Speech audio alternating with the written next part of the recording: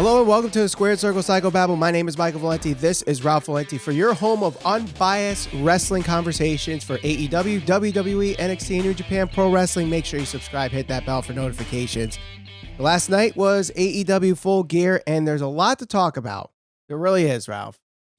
And I think the one thing everybody's talking about right now is our last match of the evening. I won't call it the main event because it was a lights out match, so it's unsanctioned. Yes, it was the last match, but the main event was the match before. Kenny Omega and Jon Moxley go for almost, I think it was 40 minutes, close to 40 minutes.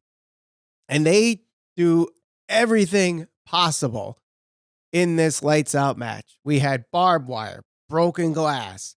More barbed wire. Tables. Closed ring. Everything you can imagine. And I think this got a mixed reaction. Yeah. There's a lot of people out there that thought this was awesome and the match of the night. And you got some people out there, even to the likes of Brian Alvarez, JD from NY, some well-known people in the wrestling community saying, you know what? This might have gone a little too far. Mm-hmm. So I'll ask you the question. Was this awesome or did they go too far? Yeah.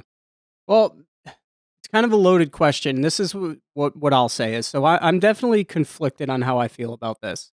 After the match, I wasn't quite sure how I felt.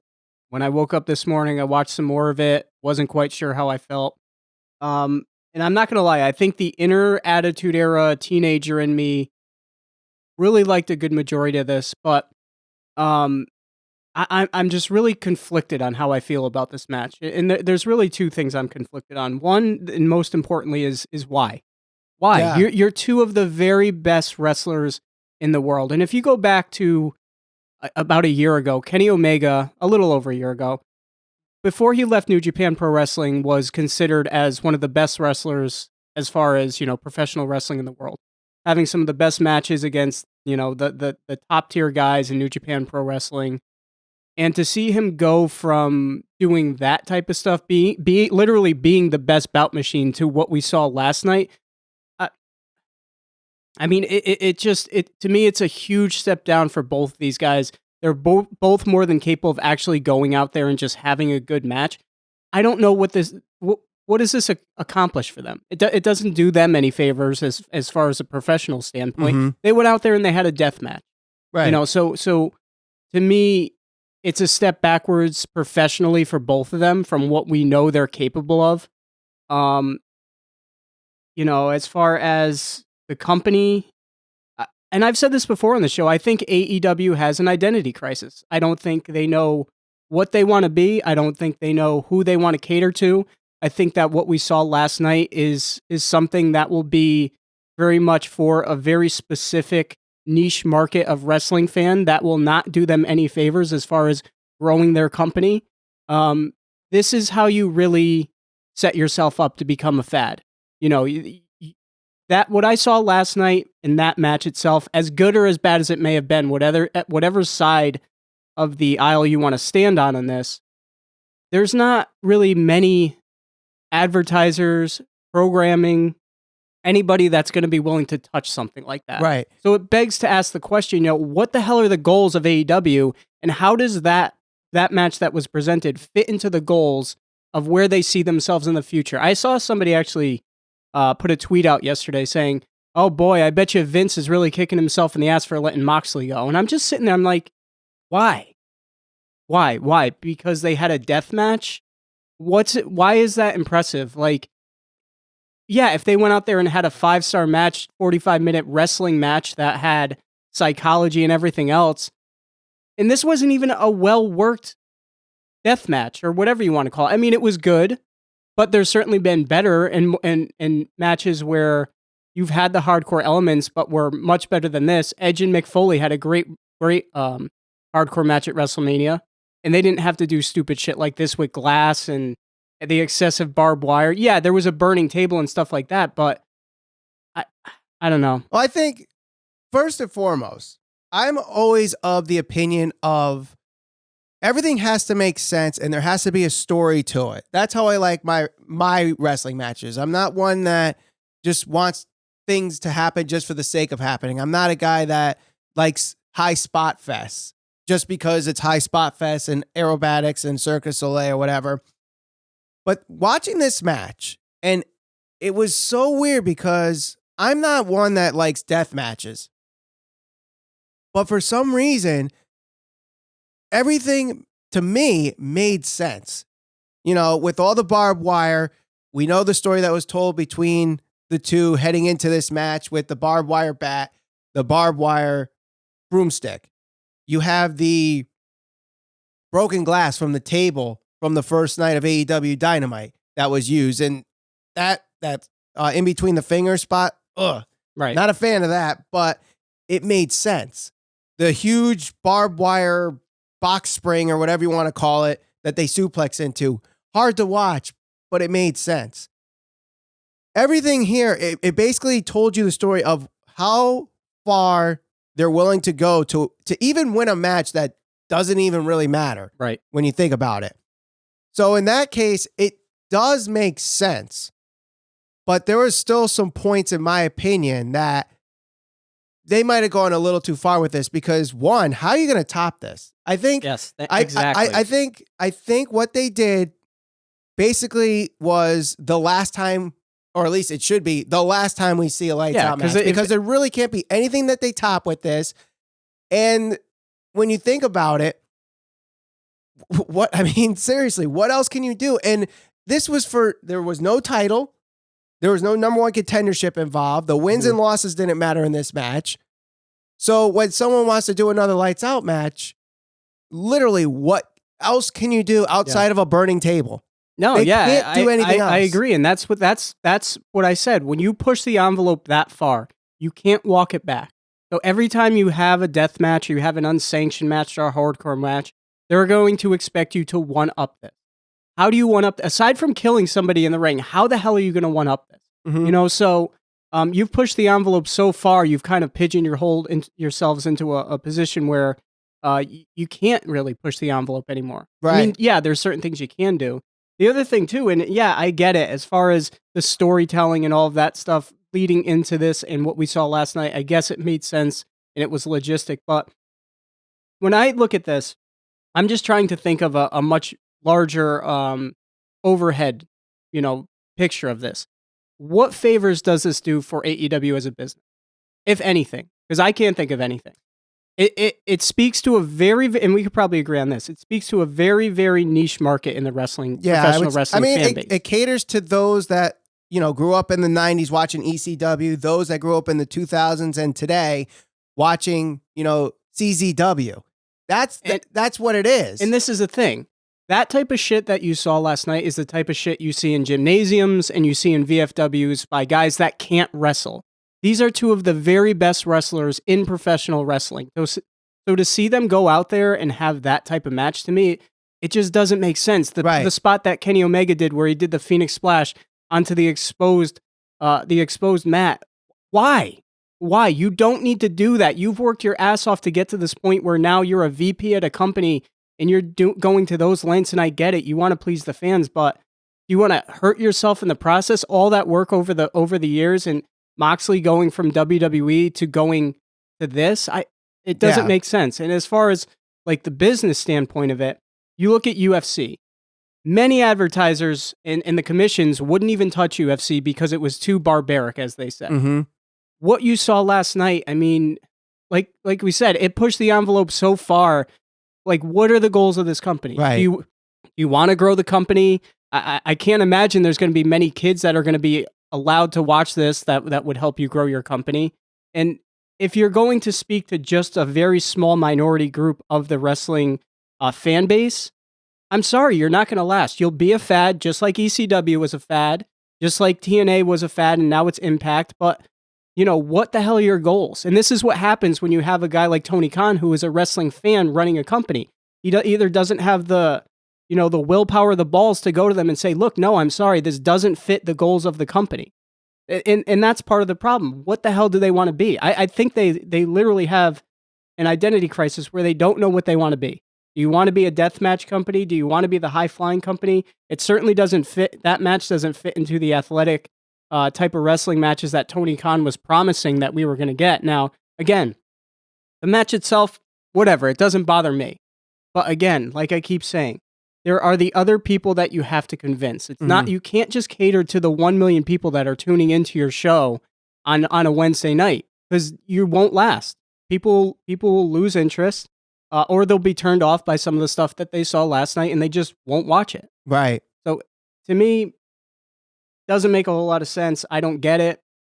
Not for me, but yeah. Well, it's just such a very, like, for the sake of the story, having a match like this made sense, but just going to the lengths that they did, just to me, I think they went a little too far. And you could see the reactions from the crowd. They kept panning, or they kept cutting to the crowd, and you could just see it in their face, cringing, closing their eyes, putting their hands over their mouths. Like, what are we watching? Right. Like, people watch demolition derbies. They watch NASCAR, huge car crashes. They'll watch action movies. They'll watch, some gruesome, gory horror movies. There are cases where they go to that level, but not a lot of them do. So would you agree? And this is one of the things that we talk about him on the show all the time. Cornette always says, mud show shit. Yeah. That's the type of stuff you're going to see at your county fair, your local gym. Like, that to me is like the definition of the epitome of what a mud show bullshit show is. Right. Like the type of stuff that certain people have to do because they don't have the talent to go out there and have the type of match that we know Kenny Omega is more than capable of going out there and having. We know that Jon Moxley is more than capable of going out there and having. So why not just have a match? Like, why do you have to go to those lengths? Right. And I get how it fits in the storyline and everything like that, but you guys got to understand, like, if this company is going to last, you got to be marketable to more than just your fan base, whether you guys want to admit that or not. You got to have advertising, and you got to get TV, and you got to get TV to want to put you on TV and sponsor you and stuff like that. Mm-hmm. Having matches like this makes it probably very difficult for people to say, hey, you know what, it's not like they're going to get an endorsement from like freaking Jimmy John's beef jerky because they had a death match where they used glass and everything else. Yeah. So, well, I mean, the positive to that is this was on Bleacher Report Live and Fight TV. It was a pay-per-view, so you don't have to worry about sponsors. If this is where they, bring this on to Dynamite, then you can start worrying about sponsors. I don't think that's ever going to happen. I think they purposely did this because it was on Bleacher Report Live. It was on pay-per-view. So the only issue is this felt like a payoff. Like, the lengths that they went for this match, it felt like a payoff. However, this is just the beginning of the feud. Yeah. So, like, do you have a regular wrestling match next week? What? How does he go from there? It just doesn't really make sense. But hopefully AEW books this in a way where everything does make sense. And I don't know, but either way with this match, would you agree that the tone of the match was certainly meant to be taken seriously? Oh, yeah. Yeah. I mean, they went to every length possible to try and take each other out, which is why last week I mentioned this and everybody in the comments was saying, oh, it's just Halloween. This is why the company, wrestlers, need to start to take certain things more seriously. Moxley took this seriously straight through the whole feud. This is why when you watch the match last night, you can't have a guy like Kenny Omega come out dressed as a goofball in pink slippers because, again, it's not me and you that you have to convince. It's not the people that bought the pay-per-view or already fans of AEW that you have to convince to buy the pay-per-view. You're already buying it. Mm-hmm. It's the person that's turning on AEW for the very first time and is watching a full episode and seeing Kenny Omega in pink slippers and seeing the promo that Moxley cut and saying, well, the guy in the pink slippers, I can't take him seriously. I'm not going to watch that. Right. It doesn't match. And this is the things that I keep pointing out. Everything that AEW does really well, there's silly shit like that just doesn't make sense. Why is he coming out dressed like that? Because he plays video games. He likes video games. Okay, that's great. I like video games too. I don't go walking into work with pink slippers on. True. So, shit's got to start to make sense. Right. Now, let's move on to the rest of the show. And before we head out to the beginning of the show, let's go to the match before Kenny and Moxley, the main event of the show, which was Cody versus Chris Jericho, where if Cody loses, he will no longer be able to challenge for the AEW championship. This was a solid storytelling match. It wasn't a spot fest. It was a slow, methodical paced match. And we had an interesting ending. Mm-hmm. So MJF is out there. He has a towel while Cody Rhodes, all bloodied up from a spot earlier in the match, is in the lion tamer from Jericho, and MJF throws in the towel. As soon as I saw the towel come out, to me, I'm thinking Owen Hart forcing his mom to throw in the towel in the championship match with Bret Hart and Bob Backlund at Survivor Series. Yep. Exact same concept happens here. So MJF throws in the towel. Cody loses his shot at the AEW championship. Afterwards, Cody is asking MJF, why did you do it? MJF looks all sorry. He's like, I had to do it. I'm your best friend. I didn't want you hurt. You were in bad shape. Yep.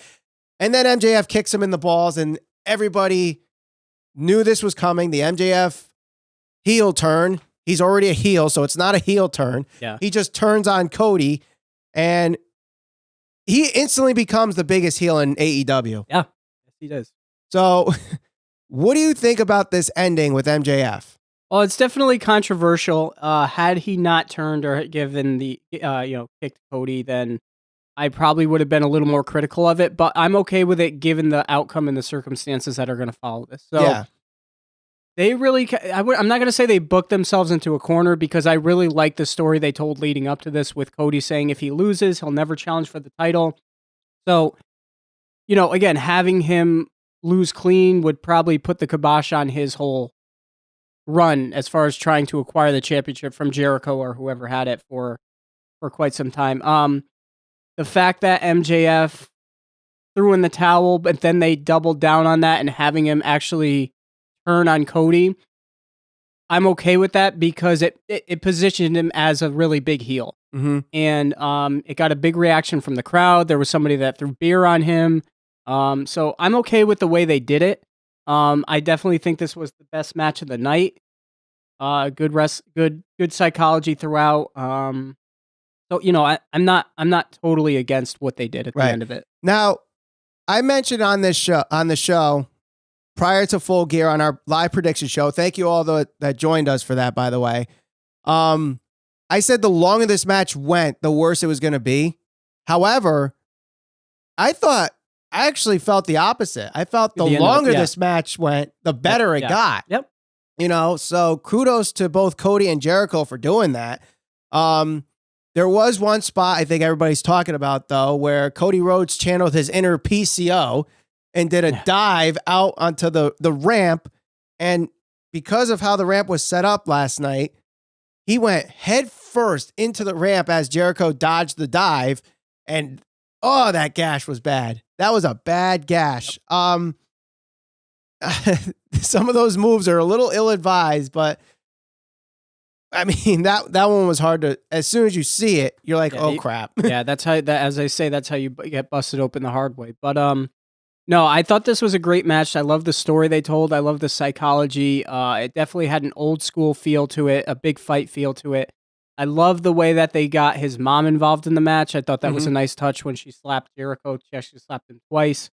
Yeah, and I think that they did the very best that they could in protecting everybody. You got the big heel turn. You have it now where Cody, I'm sure, in one way or another, he lost the match, but he can probably regain his opportunity to fight for the championship further down the road, and I'm sure he'll end up being the one to beat Jericho. And you protect Jericho because now he can go out there and say, he beat the crap out of Cody, yada yada yada. He forced his best friend not only to throw the towel in, but turn on him and all of this stuff. Mm-hmm. And he did it in front of his mom. And we got Les Champions celebrating afterwards with the bubble and everything else. So I thought it was fine. I liked it. And I also liked the MJF and Hager dynamic outside the ring too, where Hager kept sneaking in shots, and Aubrey Edwards, who I think is the best referee that they have in AEW. For sure. I thought she did a very good job with this match, showing her authority with Jericho pushing him, kicking out Hager in the match too. I mean, there were cases where a disqualification could have been called, but I'm assuming AEW is not going to have disqualifications, which that's fine. Yeah. If they don't want to have disqualifications, but you know what? You're not going to use that belt, throw it out. Hager, you're not going to go cheap shots. You're out. Show some authority, and I like that. Yep. So overall, I thought this match was very good. possibly the match of the night.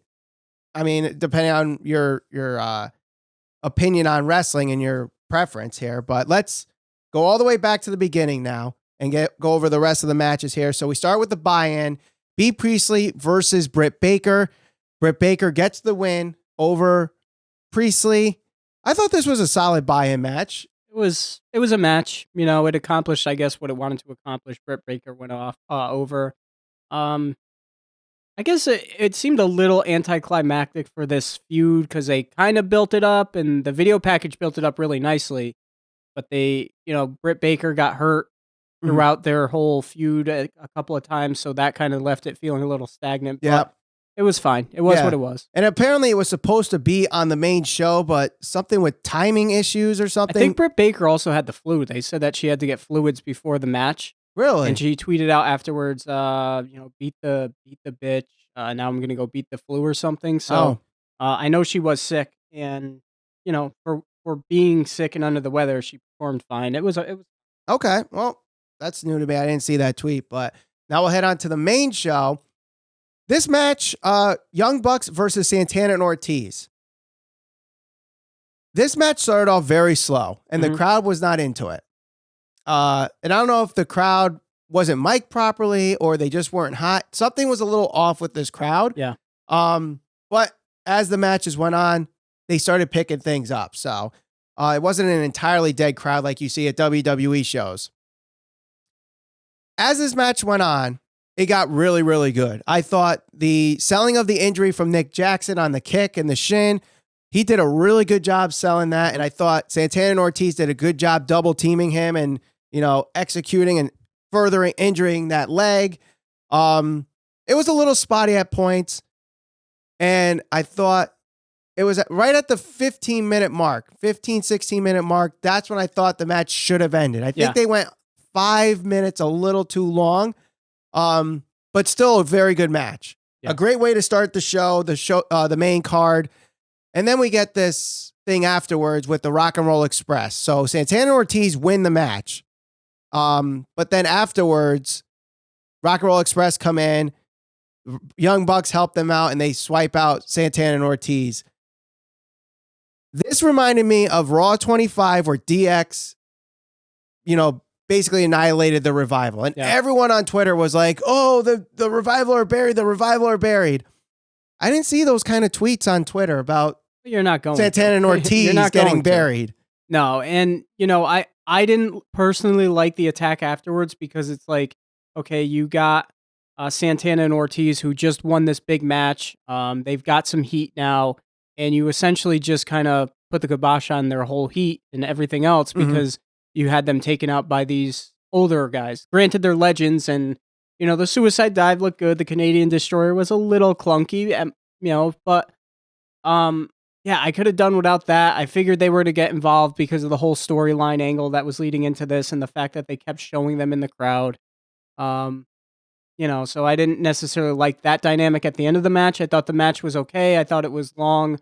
I definitely thought that there were points where it was a little chaotic, where even Jim Ross said it 2 or 3 times that he didn't know who the legal man was. And that's something that, I continuously point out on this show, that from time to time with the tag matches, things just get a little too crazy where you don't know what the hell's going on.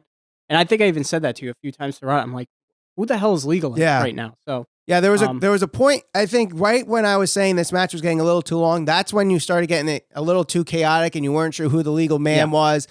I think right there is probably where they could have speed things up, go home, and that's it. But you know what? And I think this is a problem too with AEW. They expect every match to be like these 20-minute heavily contested match.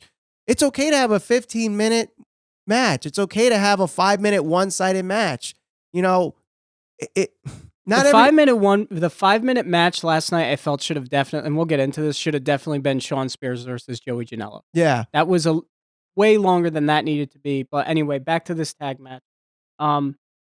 It was good. I think my favorite spot of the entire match was the super kick spot where Ortiz face planted. No, that was Ortiz. Yeah. That was a hell of a sell. Yeah, that was awesome. But I think Santana and Ortiz definitely looked really good in this match, and the Young Bucks too. Like a lot of people that are anti-Young Bucks. They say they're just spot monkeys. They don't tell a story. They're not. They don't have the ring psychology.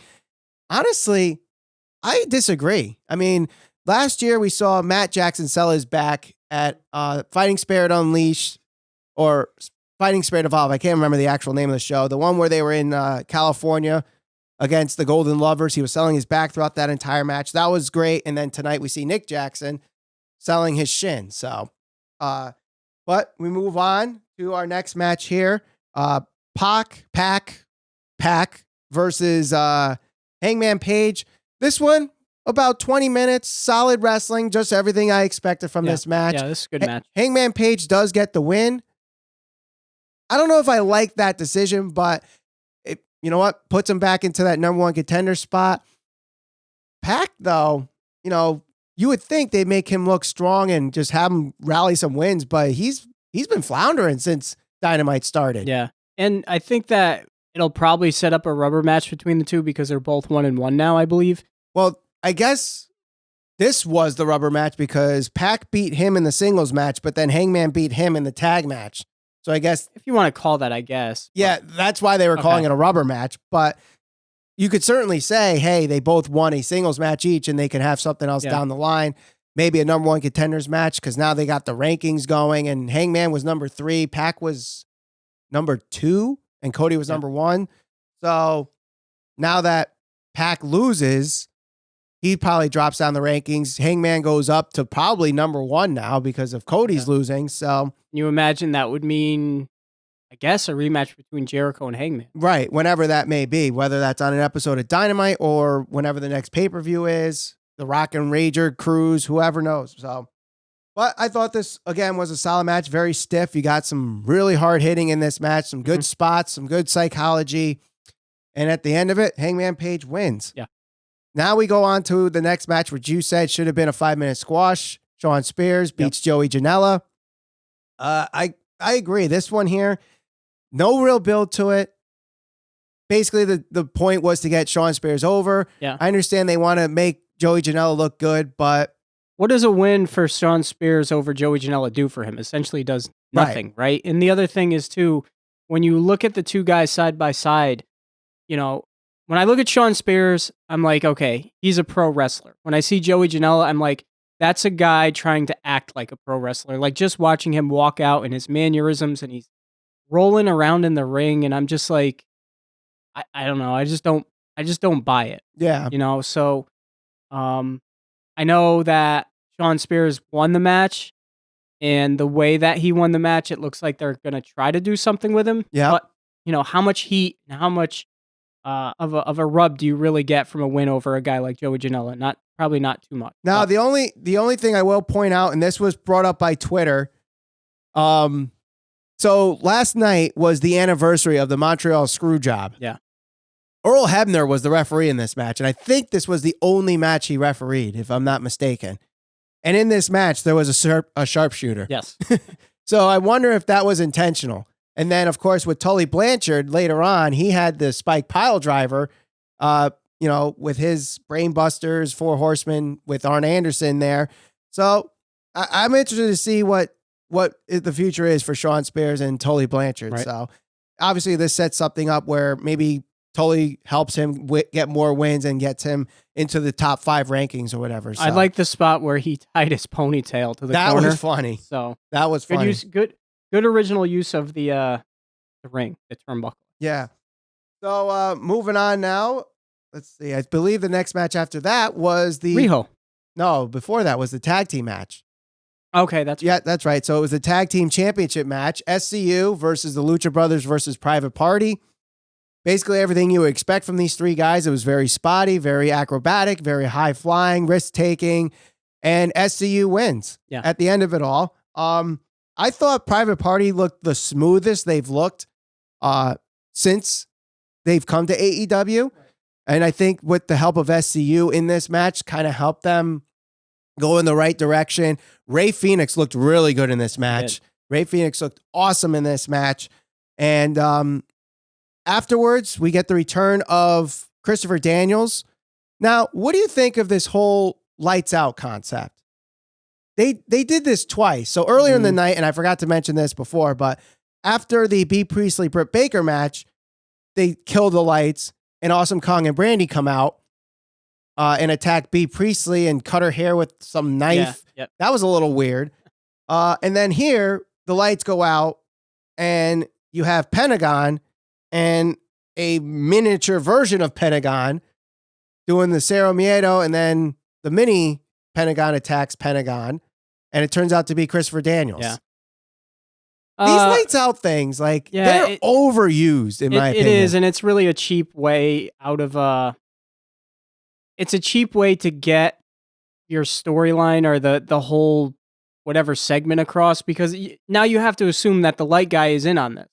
Like, who is telling the light guy, shut the lights off? Mm-hmm. Like, is it one of the wrestlers? Is it somebody in the back? And, you know, I mean, it's just one of those things. You don't want to overanalyze it. I understand why they're doing it, because you get the element of surprise, and the crowd always, whenever the lights go out, the crowd always reacts. And I don't know if that's because they've been conditioned to do that because of all of the years with The Undertaker, but usually when the lights go out and they come back on, you know there's going to be some surprise waiting in the ring or by ringside. So, I guess it is what it is. Yeah, it might be a little nitpicking on our side, but to me, it's like, you've done this like 12 times since May. So, I don't know, but next up we have Riho versus Emi Sakura. Now, I think a lot of people going into this match, this was probably their bathroom break match. If not that, maybe Shawn and Joey. Not a lot of build to this match thrown together this week. Why is Emi Sakura going up against Riho, where I get it, she's a teacher versus student dynamic, but nothing really to it. They didn't build it. Right. However, I think going after this match, before the main event started, I thought this was the best match of the night.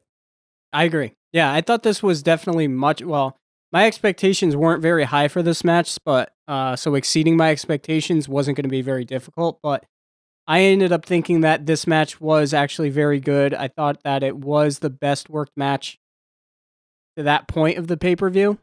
So yeah, I thought it was good. Yeah. Solid match. And, you know, I haven't seen much of Emi Sakura because she hasn't had that many matches in AEW.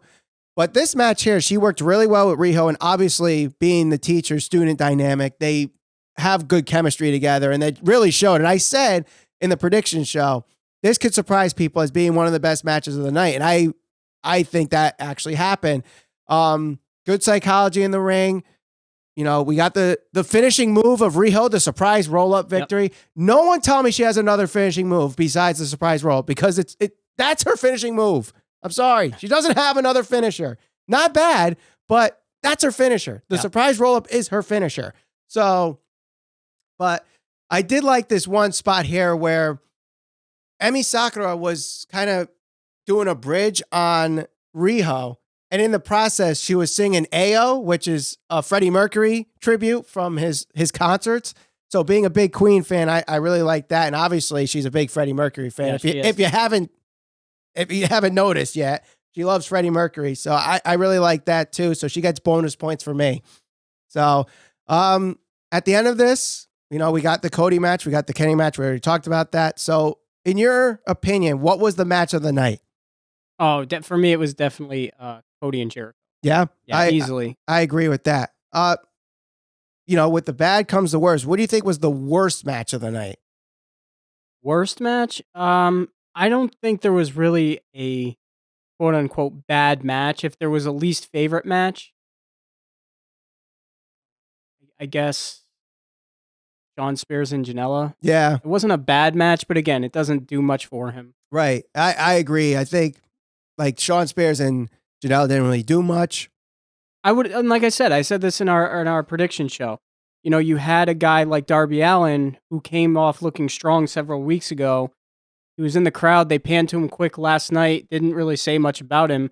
I would have liked to seen him in a high-profile match against a guy like Shawn Spears. Like, rather than having a Joey Janela, I just don't realistically see them doing much with him. Right. Like, he's not going to have a championship run. He's not going to contend for a title, I wouldn't think. Darby Allin, he's already been in that position. Fans are already kind of behind him, or at least they were. Yeah. Why not have him in that match rather than Joey Janela? Unless they knew that Shawn was going to win and they didn't want to put a loss in Darby's record again. It's true.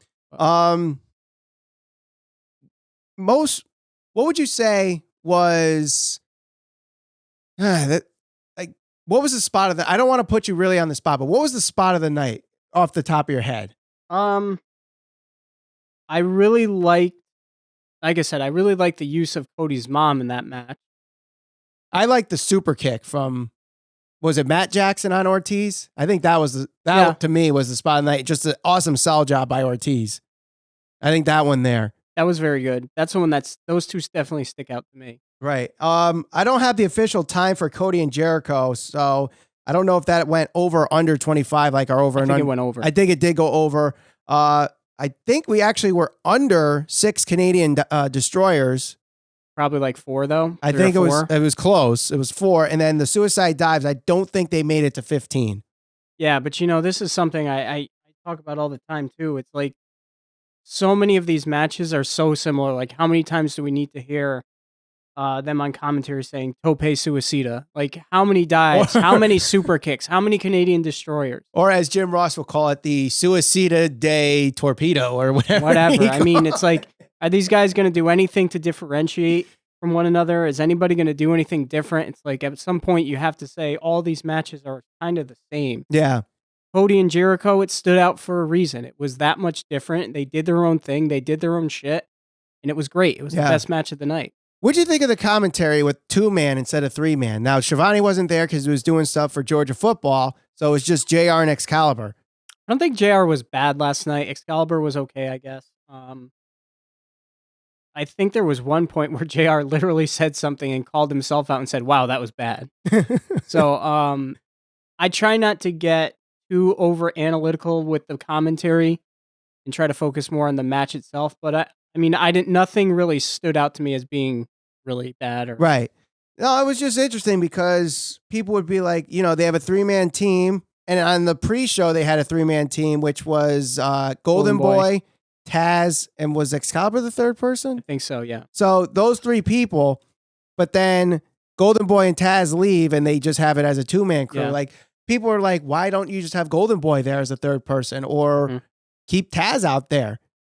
The one thing that did surprise me on the night was the crowd, while they were into a lot of it, it certainly was a more subdued crowd than in comparison to what we've seen previously on a lot of the AEW shows. Right. And again, that could have been because of the way that the crowd was mic'd. But it definitely stood out to me because while they would get up and they'd pop for certain things here and there, usually the AEW crowds to this point, like, they're energetic from the beginning of the show straight through to the very end. Yeah. And I felt like there were certainly points where they kind of died out or didn't necessarily, like, to me, the opening match, they weren't really invested in that match as much as I thought they were going to. Opening match as in B and... No. Right? Or the actual main card. Okay. The Bucks and Ortiz and Santana. Yeah. So I think overall, though, this show was a good show. I probably would give it like a 6 or 7 out of 10. That's what I was going to say. 6.5. Yeah. I think they still haven't gotten that show that's better than Double or Nothing, though. I think still Double or Nothing was the best show that they put on so far, at least for a pay-per-view perspective. And Cody continues to shine as easily their best worker, guy that gets it the most, I think. That's probably my biggest takeaway. Top babyface. Yeah. So let us know what you think of AEW Full Gear in the comments below. Don't forget to share this all over social media. We're on Facebook, Instagram, and Twitter, SCPB Podcast. For the unbiased conversations in AEW, WWE, NXT, and New Japan Pro Wrestling, subscribe, hit that bell for notifications. For Ralph Valenti, my name's Michael Valenti. Thank you for watching the Squared Circle Psychobabble.